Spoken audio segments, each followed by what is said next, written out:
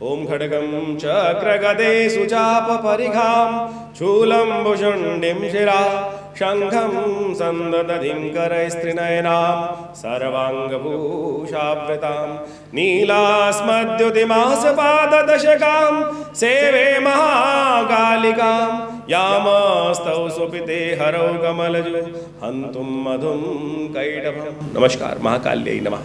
नमस्कार, आप सबका स्वागत है इस कार्यक्रम में। मैं आचार्य डॉक्टर विक्रमादित्य हमारे इस चैनल आचार्य वाणी में आपका स्वागत करता हूँ। नवरात्र चल रहे हैं, अप्रैल का मध्यकाल आ गया है और ऐसे में माँ भगवती दुर्गा की आराधना करने की सुंदर अवसर है। नव संवत अभी आरंभ हो चुका है।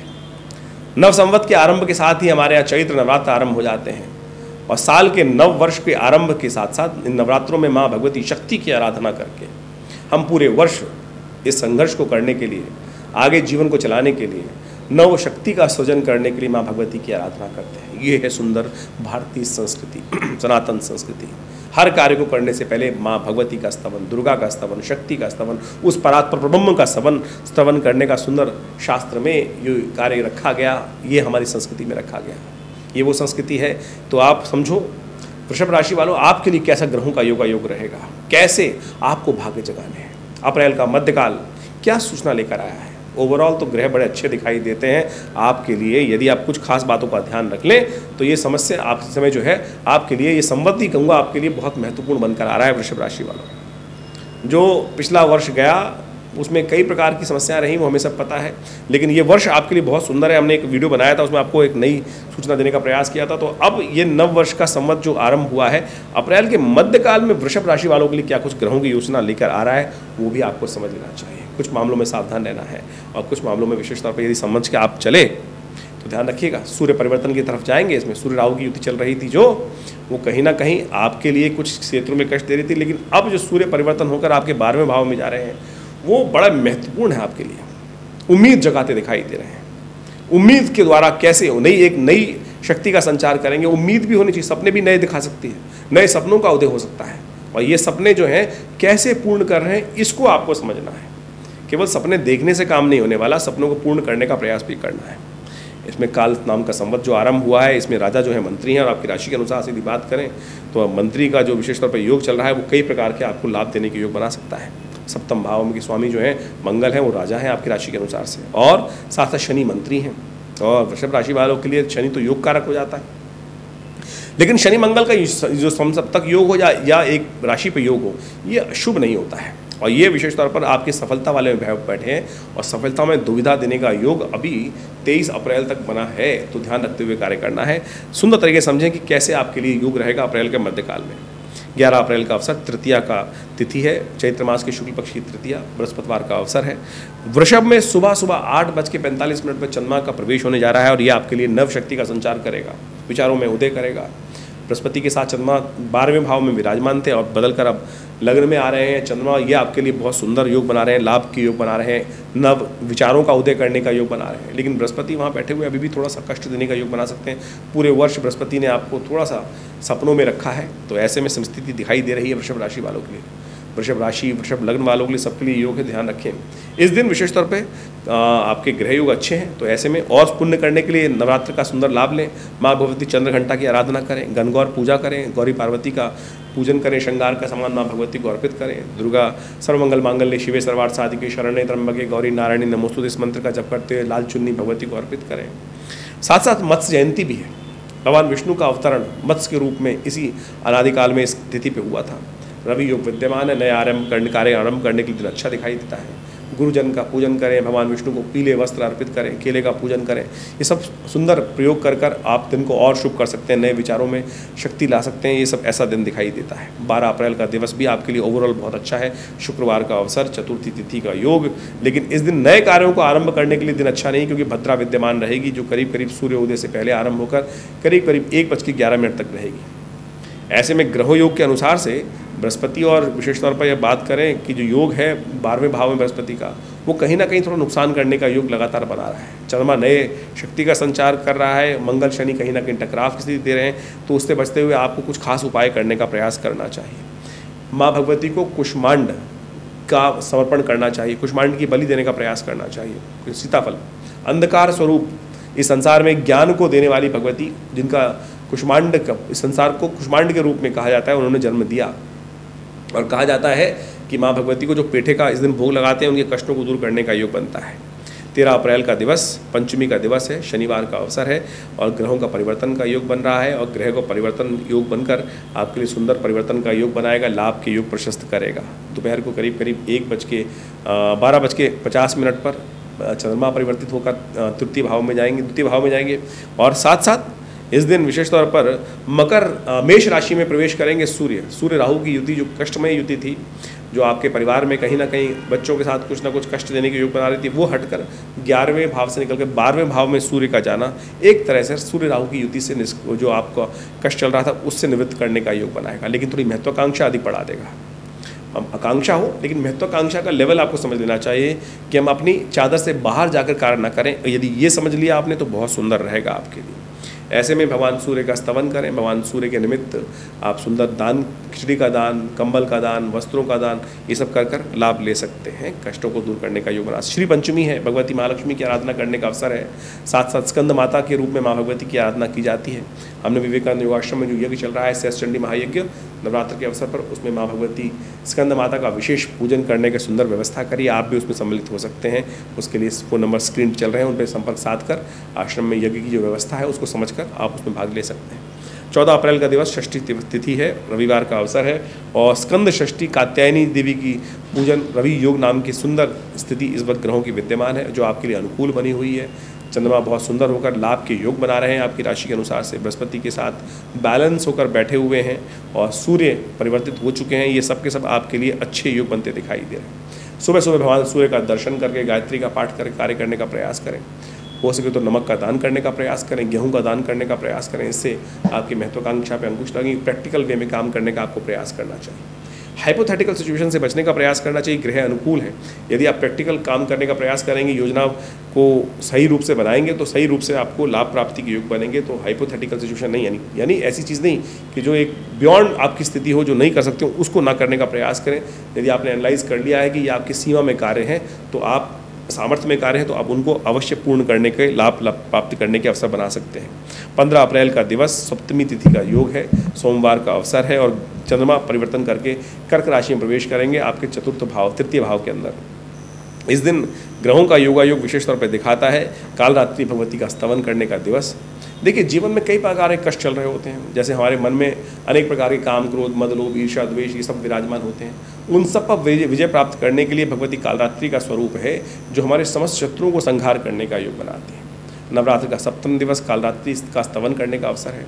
ग्रह योग आपके अनुकूल हैं। ऐसे में फिर भी कुछ मनोमस्तिष्क में बैठे हुए जो विचार नेगेटिव हैं, भारी समस्याएं उत्पन्न करने के योग भी बहुत सारे लोग बनाते हैं। उन सब के विचारों में परिवर्तन लाने के लिए माँ भगवती कालरात्रि का स्तवन करना चाहिए, कालरात्रि का पूजन करना चाहिए। दुर्गा सप्तशती में 11वें अध्याय में जो मंत्र आया है, सर्वा बाधा प्रशमनम त्रैलोकस्य अखिलेश्वरी एवमेव तया कार्यम अस्मद वैरी विनाशनम, इसका स्तवन करना चाहिए। इससे यज्ञ करना चाहिए, पीली सरसों से यज्ञ करना चाहिए। कहा जाता है इससे नेगेटिव भाव हटकर पॉजिटिविटी आपके मन में उदय होगी और कल्याण के योग बनेंगे। 16 अप्रैल का दिवस जो है विशेष तौर पर अष्टमी तिथि का योग है, महाअष्टमी का योग है, मंगलवार का अवसर है, अशोकाष्टमी का योग है, महागौरी का पूजन करने का अवसर है। ग्रह आपके अनुकूल है। आपके पराक्रम से बहुत ज़बरदस्त तरीके से लाभ प्राप्ति के योग बन सकते हैं। पराक्रम में अद्भुत विजय प्राप्ति करने के सामर्थ्य आपके जीवन में विद्यमान होंगे। लेकिन ध्यान रखिएगा, आपके पराक्रम को थोड़ा स्वार्थी बनकर अपने कार्यों में लगाने का प्रयास कीजिएगा। बहुत सारे बेकार के कार्य आपके जिम्मे पड़ सकते हैं। बहुत सारे लोग आपको अपने कामों में बिजी कर सकते हैं, तो हट जाइए। अपने लाभ के लिए स्थिति थोड़ा सा ध्यान रखते हुए कार्य करेंगे तो अच्छा रहेगा। अशोक अष्टमी का सुंदर योग है।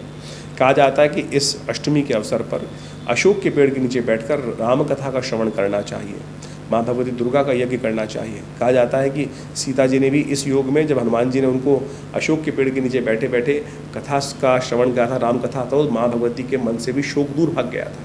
तो आप भी इसी सुंदर योग कर हमारे मन में कहीं ना कहीं विभिन्न प्रकार के शोक होते हैं और इन छोटे छोटे योगों से उनमें उनको दूर करने में लाभ मिलते हैं और जीवन में आनंद प्राप्ति के योग बन जाते हैं। ऐसे में आश्रम में नित्य प्रति यज्ञ चल ही रहा है और महानवमी के अष्टमी का अवसर है। तो कहा जाता है कि महाअष्टमी के अवसर पर माँ भगवती के सानिध्य में जो यज्ञ करते हैं, हमारी दुर्गा जी भगवती का जो श्री विग्रह आश्रम पर विराजमान है, हमने देखा है समस्त मनोकामनाओं की सिद्धि के योग बनते हैं, कष्टों को दूर करने के योग बनते हैं। तो अवश्य आप भी सानिध्य लें माँ भगवती दुर्गा का, जो आश्रम में प्रतिष्ठित है। आपकी मनोकामना सिद्धि का योग बनेगा। 17 अप्रैल के दिन महानवमी का अवसर है, रामनवमी का अवसर है और ये रामनवमी बहुत विशेष है।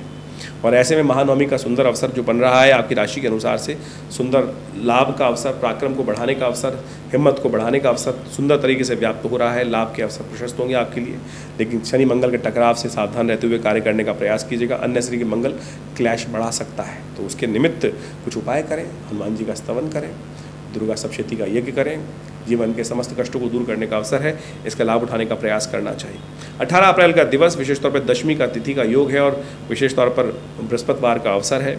सिंह में चंद्रमा प्रवेश करेंगे सुबह 7:56 पर बृहस्पति के साथ चंद्रमा चतुर्थ भाव में बैठकर, द्वादशवें भाव से बृहस्पति बैठकर गजकेसरी योग का निर्माण करेंगे। लाभ का योग बनाएंगे, सुख का योग बनाएंगे।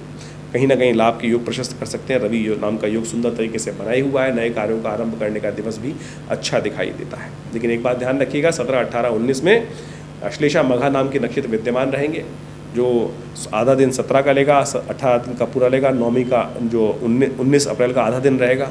तो इन दो नक्षत्रों में जो जन्म लेते हैं उनको मूल शांति अवश्य करानी चाहिए। जो बच्चे नए जन्म ले रहे हैं उनके माता पिता करा लें, और जो बड़े लोग हैं और उनकी मूल शांति बाई चांस नहीं हुई है और हो सकता है जीवन में अनजाने कष्ट बार बार परेशान करते हो मूल शांति ना होने के कारण से, तो तुरंत अभी से मूल शांति करा लीजिए। 27 दिन तक पुनः जब घूम के आएगा ये, उस दिन पूर्णाहुति करा लीजिएगा। 27,000 जप करा लीजिए मूल शांति के मंत्र का, और देखिए परिवर्तन का योग स्वयं देख सकते हैं। 19 अप्रैल को एकादशी है, कामदा एकादशी है। बहुत सुंदर तरीके से कामनाओं को पूर्ण करने वाली एकादशी है। एकादशी का अवसर, शुक्रवार का योग, ग्रहों का योग आपके अनुकूल, गजकेसरी योग का सुंदर निर्माण चल ही रहा है और इसका पूर्ण लाभ आपको प्राप्त होने का अवसर सुंदर तरीके से आपको मिल सकता है। ऐसे में कहा जाता है शुक्रवार के दिन जब एकादशी पड़े, कामदा एकादशी पड़े, तो भगवती महालक्ष्मी के साथ भगवान विष्णु का श्री सूक्त के द्वारा ये करना चाहिए। वो इस प्रकार से मंत्र हैं, ओम हिरण्यवर्णाम हरणिम सुवर्ण रजस्रजाम चंद्राम हिरण्यमयीम लक्ष्मीम जातवेदो माव ताम आव जातवेदो। ये सुंदर मंत्र हैं और कहा जाता है इनका स्तवन कर कर समस्त सांसारिक मनोकामनाओं को पूर्ण करने का सुंदर अवसर आपको बन सकता है, योग बन सकता है। ये कर्म है, कर्म करेंगे तो उसका प्रभाव भी आपके जीवन में शुभ रूप से प्राप्त होगा। शुभ कर्म करोगे तो शुभ प्रभाव होगा, अशुभ करोगे तो अशुभ फल आपके जीवन में हो सकता है। तो इस कामदा एकादशी पर मनोकामनाओं का ध्यान करते हुए सुंदर तरीके से इस मुहूर्त का लाभ लीजिए। ग्रह आपके अनुकूल चल रहे हैं। एक छोटा सा प्रयास परमात्मा की कृपा से 100 गुना अधिक प्रभाव प्राप्ति के योग बन सकते हैं। 20 अप्रैल की यदि हम बात करें तो द्वादशी का अवसर, शनिवार का अवसर है। साथ साथ कन्या में चंद्रमा का परिवर्तन होगा, लेकिन वो रात को होगा। लेकिन दिन में सुबह 7:49 पर मीन राशि में चल रहे बुध जो है वो उदय हो जाएंगे। और मीन राशि में जो चल रहे बुध जो है आपके 11वें भाव में बैठकर जो बैठे हैं, वो आप उदय होना कहीं ना कहीं ग्रह का प्रभाव को उत्पन्न करने के योग बनाएंगे। थोड़े क्षीण है, शुक्र के साथ विराजमान है, लेकिन बुध का एक सुंदर योग ये होता है कि जिस शुभ ग्रह के साथ बैठेगा तो शुभ प्रभाव देगा। और जहाँ वो बैठे हैं आपकी राशि के अनुसार से, ठीक है कमज़ोर है, मीन राशि में चल रहे हैं, लेकिन ये जो बैठे हुए हैं यहाँ पर लाभ वाले स्थान पर, बुध थाली के बैंगन की तरह माने जाते हैं। यदि कोई शुभ प्रभाव कर रहा है, यहाँ बैठे हुए 2 ग्रह बहुत शुभ हैं, शुक्र भी और राहु भी। उनके साथ बुध बैठ गए हैं तो वो भी शुभ ही हो गए। शक्ति कम भी है, थोड़ी शक्ति देने का प्रयास कर लो, चीज़ों को ऑर्गेनाइज करने में बहुत सुंदर तरीके से आपको लाभ मिल जाएगा। शक्ति बढ़ाएंगे कैसे, सुन लीजिए। शक्ति बढ़ाने के लिए क्या करना है आपको, गाय की सेवा करें, क्योंकि अभी कुछ दिन तक बुध यहीं चलने वाले हैं। वक्र स्थिति में पीछे जाएंगे काफ़ी लंबा और फिर यहीं चलेंगे। तो उसका लाभ लेने के लिए गाय को पालक खिलाएं, हरी चीज़ों का दान करें, सब्जियों का दान करें, किसी भंडारे में सब थोड़ी बुद्ध के मंत्र का जप कर लें। ये सब चीज़ें आपको लाभ देने के अवसर सुंदर तरीके से बनाने के लिए विराजमान है, तो इन सब का लाभ लें। देखिए जन्मपत्री में जो योग हैं विभिन्न प्रकार से, हम उन सब से आपको अवगत कराने का प्रयास करते हैं गोचर के प्रभाव के अनुसार से। ये जो कार्यक्रम हम आपके समक्ष उपस्थित करते हैं, इन सब में ग्रहों के गोचर प्रभाव को, चाहे वो जन्म राशि के अनुसार से, चाहे वो लग्न के अनुसार से हैं, चाहे वो नाम राशि के अनुसार से, चाहे वो सूर्य राशि के अनुसार से, कई प्रकार से ज्योतिष के इन विषयों को आप समझ सकते हैं। प्रभाव होगा यदि सूर्य की राशि, यदि आप ज़ोडिएक साइन की बात करते हैं, यदि उसमें आपकी ये है तो आप उसको जाकर भी देख सकते हैं हमारी राशि के प्रभाव को। यदि आपकी चंद्र राशि के अनुसार से, उसको भी देख सकते हैं। लग्न यदि आपका स्पेसिफिक यही है जो जिसके बारे में चर्चा कर रहे हैं, तो वो भी आपका फलीभूत होने का योग बना सकता है। और तो इन सब पद्धतियों से आप हमारे इस राशि फल को गोचर के दृष्टिकोण से देख सकते हैं। लेकिन गोचर तो एक प्रभाव है और वो बहुत प्रत्यक्ष भी है, लेकिन मूल सिद्धांत किस प्रकार का है, आप अपने जीवन में कौन से स्तर पर हैं, पहली पैड़ी पर हैं, 10वीं पैड़ी पर हैं, 100वीं पैड़ी पर हैं, 1000वीं पैड़ी पर हैं, 1,00,000वीं पैड़ी पर हैं, तो उसके अनुसार से प्रभाव होगा। तो जो बहुत सारे लोग बोलते हैं कि राशि राशि में आपने 12 हिस्सों में बांट दिया। जी हाँ, 12 हिस्सों में बांटा, ज्योतिष के सिद्धांत के अनुसार से बांटा, लेकिन हर व्यक्ति अपने एक अलग स्तर पर है, तो उसका प्रभाव अपने स्तर के अनुसार से होगा। तो आप उसको बृहद रूप से समझने का यदि प्रयास करेंगे तो बहुत सुंदर रहेगा। फिर भी दशाएं, महादशाएं, जन्मपत्री, मूल जन्मपत्री, षठवर्ग, षोडश वर्ग, इन सबको बहुत अच्छे से देखकर, जन्मपत्री का बहुत अच्छे से एनालिसिस कर कर आपके बहुत सारे आगे आने वाले समय को जाना जा सकता है और कष्टों को दूर करने का योग बनाया जा सकता है। ये हमारा संस्थान बहुत सारे कार्य इस प्रकार से लगातार कर रहा है। भारतीय योग विज्ञान के संबंध में, पराविद्याओं के संबंध में यह आश्रम करीब पिछले 60-70 सालों से लगातार योग, प्राकृतिक चिकित्सा, भारतीय पराविद्याओं में, ज्योतिष के क्षेत्र में कार्य करता है हमारा आश्रम। ये संस्थान दिल्ली में जमुना पार्क में स्थित है, विवेकानंद योग आश्रम।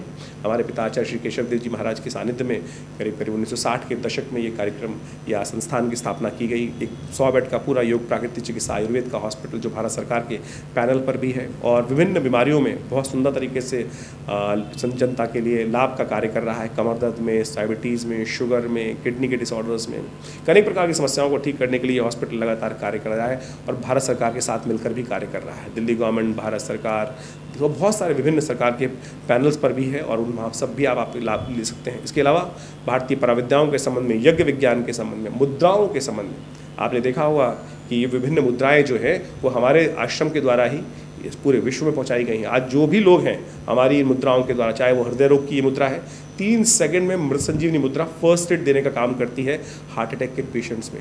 जबरदस्त मुद्रा है ये। मेरे पिता आचार्य श्री केशव देव जी की अपनी खोज है।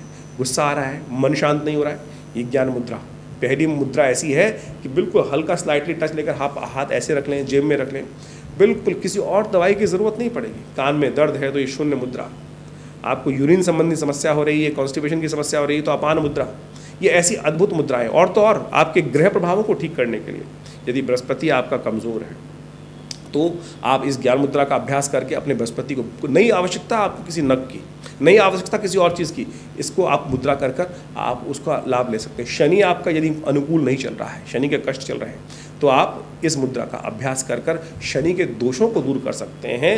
ये अद्भुत प्रयोग हमने बहुत सुंदर तरीके से मुद्राओं के द्वारा भी, ये पराविद्या का भाग है, यज्ञ विज्ञान के ऊपर, मंत्र विज्ञान के ऊपर बहुत सारी 85 पुस्तकें आश्रम से प्रकाशित की गई हैं।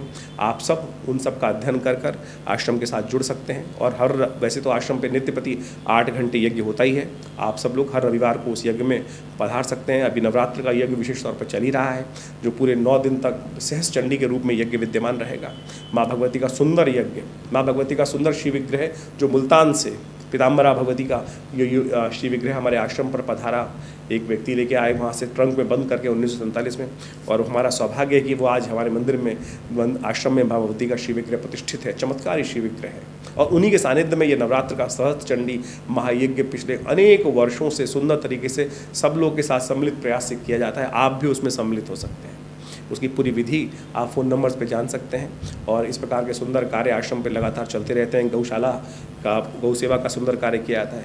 लगातार महीने में कम से कम 10 से 15 भंडारे जनमानस के लिए व्यवस्था की जाती है। हॉस्पिटल आपको बताया ही चल रहा है और बहुत सारे कार्य संस्थान के द्वारा, विवेकानंद योग आश्रम के द्वारा कार्य किए जा रहे हैं। ज्योतिष विज्ञान के संबंध में तो हम आपके साथ लगातार वीडियोस के माध्यम से आश्रम पे लोगों के साथ सानिध्य प्राप्त कर कर विभिन्न समस्याओं के लिए विभिन्न प्रकार के यज्ञ, मंत्र इत्यादि का सानिध्य, बहुत सारी समस्याएं, कोई स्वास्थ्य के संबंध में महामृत्युंजय मंत्र, मृत संजीवनी मंत्र का अनुष्ठान, बहुत सारे रुद्राभिषेक इत्यादि, आप सब लोग कई व्यवस्था। हाँ, एक और, बहुत सारे लोग पितरों की समस्या से ग्रसित होते हैं, पितृ परेशान कर रहे हैं, पितरों को आप तर्पण नहीं कर पाते हैं, तो उसके लिए भी सुंदर व्यवस्था हमने अपने आश्रम पर रखी हुई है। आप अपनी अमुक तिथि पर अपने पितृ के निमित्त तर्पण, यज्ञ, यदि आप विशेष तौर पर ब्राह्मण भोजन इत्यादि यदि करना चाहते हैं तो उसके लिए भी आश्रम से संपर्क साध सकते हैं। नंबर्स आपके सामने स्क्रीन पर लगातार चलते ही हैं। रुद्राभिषेक कराना चाहते हैं तो उसके लिए सुंदरकांड का पाठ कराना चाहते हैं तो उसके लिए भी सुंदर व्यवस्था आश्रम की तरफ से की जाती है। हर